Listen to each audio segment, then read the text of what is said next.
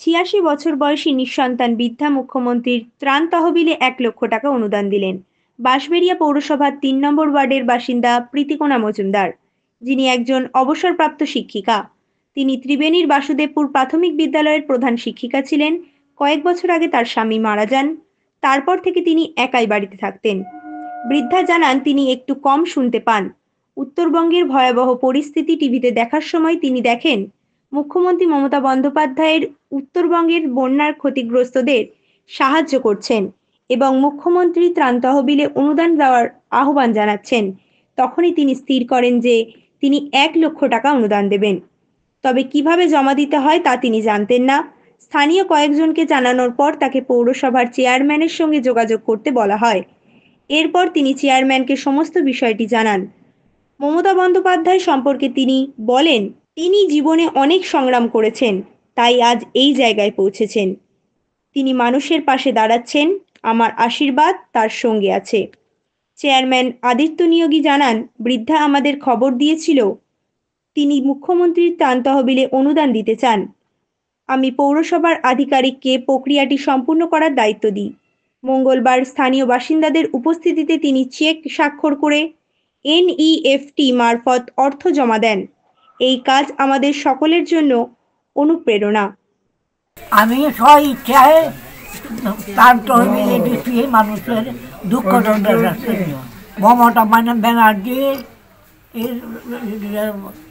ত্রাণ তহবিল করছে, বিপর্যয় ত্রাণ তহবিলে, এটা আমি স্বইচ্ছায় দান করলাম। কি করেন আপনি?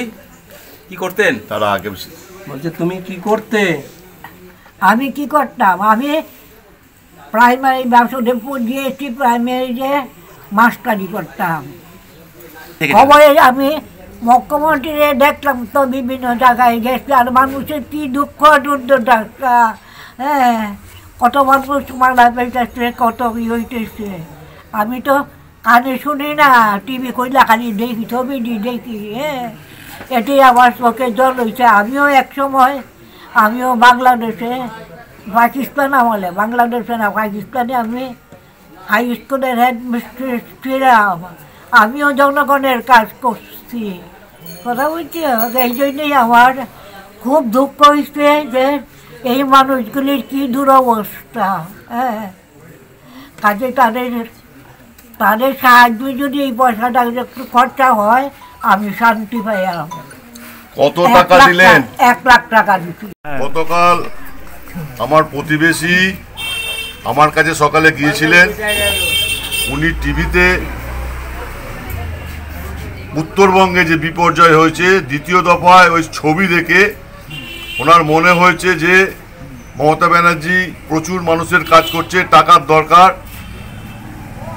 উনি স্বেচ্ছায়, উনি কানে কম শোনেন তবুও ভালো করে সবার কাছে জেনে নিয়েছিলেন, উনি স্বেচ্ছায় নিজের পেনশন থেকে 1 লক্ষ টাকা মুখ্যমন্ত্রী যে ত্রাণ তহবিল উত্তরবঙ্গের জন্য করেছেন সেখানে দেবার ইচ্ছা প্রকাশ করেছিলেন। আজকে সকালে সেই প্রক্রিয়াটা সমাপ্ত হলো। আমাদের সরকারি আধিকারিকদের উপস্থিতিতে NEFTর মাধ্যমে 1 লক্ষ টাকা দান করলেন। ওনার স্বামী মারা গেছেন, উনি নিঃসন্তান বিধবা মানুষ, 86 বছর ওনার বয়স। এই আমাদের আপ্লুত হয়ে গেছি। এইভাবে মানুষ সংবাদ দেখে মমতা ব্যানার্জিকে মুখ্যমন্ত্রী ত্রাণ তহবিলে দান ইচ্ছা প্রকাশ করেছেন। এটাই অনেক যে ওই টাকাটা দুর্যোগে কাজে লাগবে দুস্থ মানুষদের।